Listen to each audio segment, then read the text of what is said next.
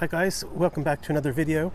Today I'm just looking at the selected letters of Keats put out by Oxford University Press. There's 170 letters in here, and according to the 1899 Cambridge edition of Keats' works, I believe it's complete, his complete works, there's 220-ish letters, 210, 220-ish. So this little volume has most of his letters. And what's interesting, of course, is that he several of his poems appear in these letters, either in part or in whole, because some of his poems he wrote for his friends or whatever, as the occasion of letter writing prompted him. So I'm a huge Keats fan. I adore his poetry. I read a biography of him a couple years ago. I didn't love the biography.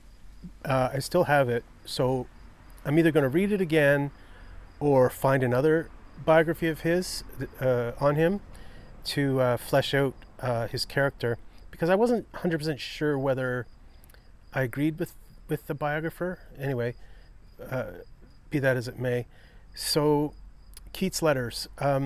This volume is, I don't know, about 400 pages. So if you're not interested in Keats, like super interested in him, then you'll find this boring.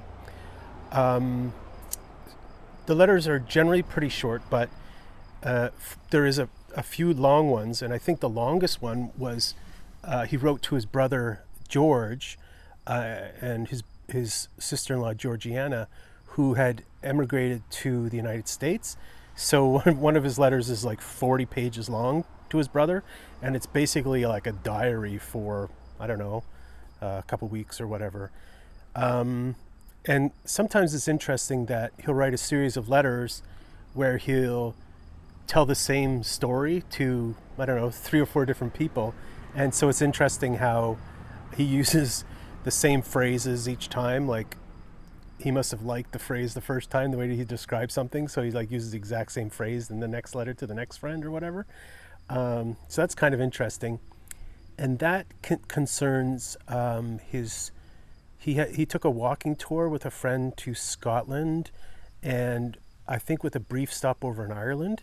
And in fact, his comments on Ireland are, I think, some of the most interesting passages in this entire book. Really interesting in terms of the poverty, squalor, primitiveness he saw in Ireland, which is fascinating when you start thinking about revisionism in history, like we were so bad to the Indians, we were so bad to the black people.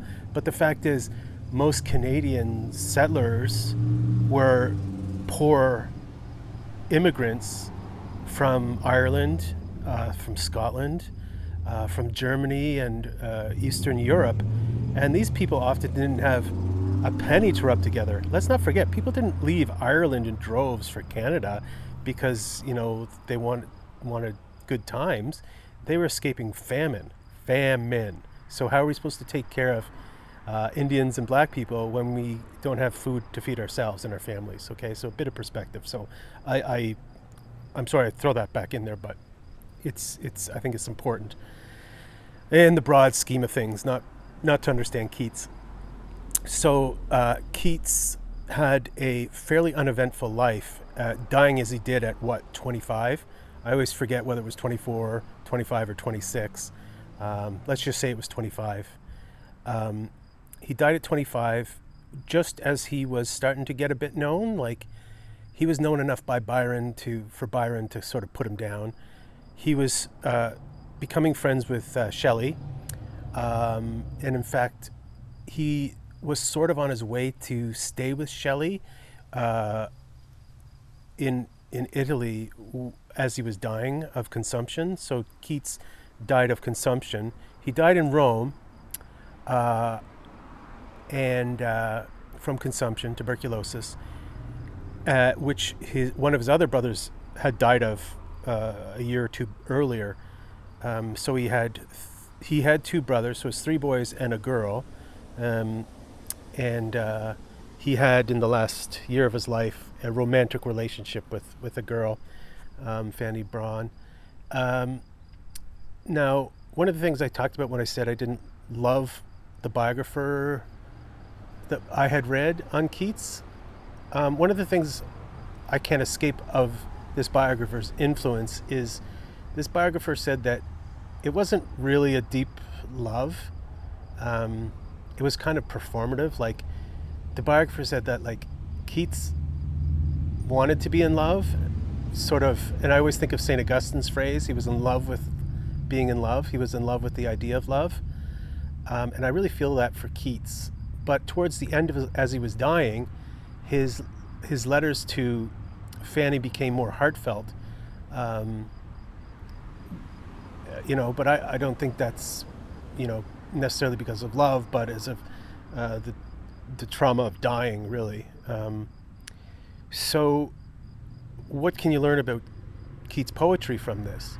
Well, he talks a great deal about his ideas about poetry, especially in the earlier letters.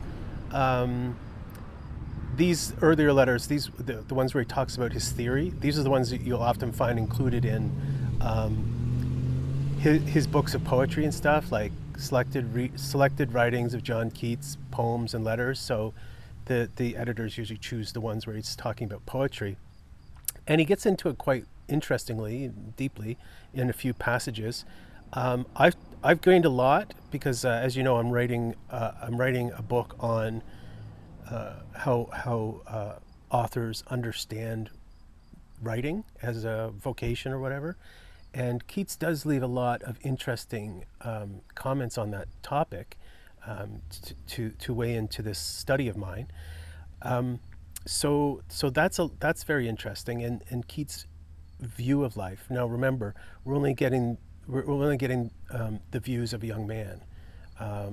Sure, a 20-year-old, a 25-year-old, around 18, 15 was a lot more mature than a 20-year-old today. I think that's fine to say. However, I'm on the other hand. Even someone like Keats, intellectually gifted and curious, he read a fraction of the books that probably any undergraduate in the arts would read today.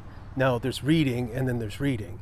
And one thing that you can admire about people in the past was what they didn't make up in quantity, they made up in the quality of their reading. Okay, so what did Keats read? I think first of all, Shakespeare. Second of all, he loved Paradise Lost, Milton's work.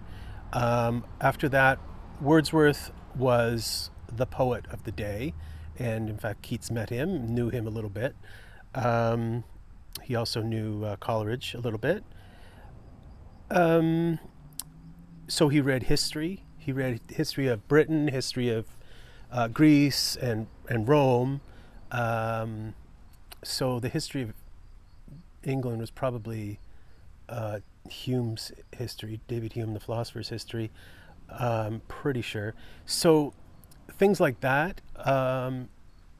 One of his friends or one of their circle was a critic, and this friend gave a series of lectures on poetry and so on, and Keats studied the lectures, the written form of these lectures, very well.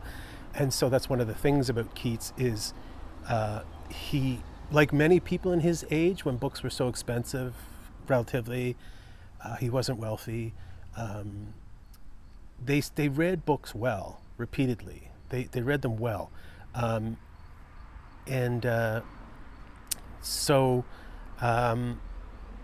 It's that, again, that's not something unique to Keats, but certainly unique to the age, and that's something that we today can admire or should admire, the fact that when they read a book, they really read a book. And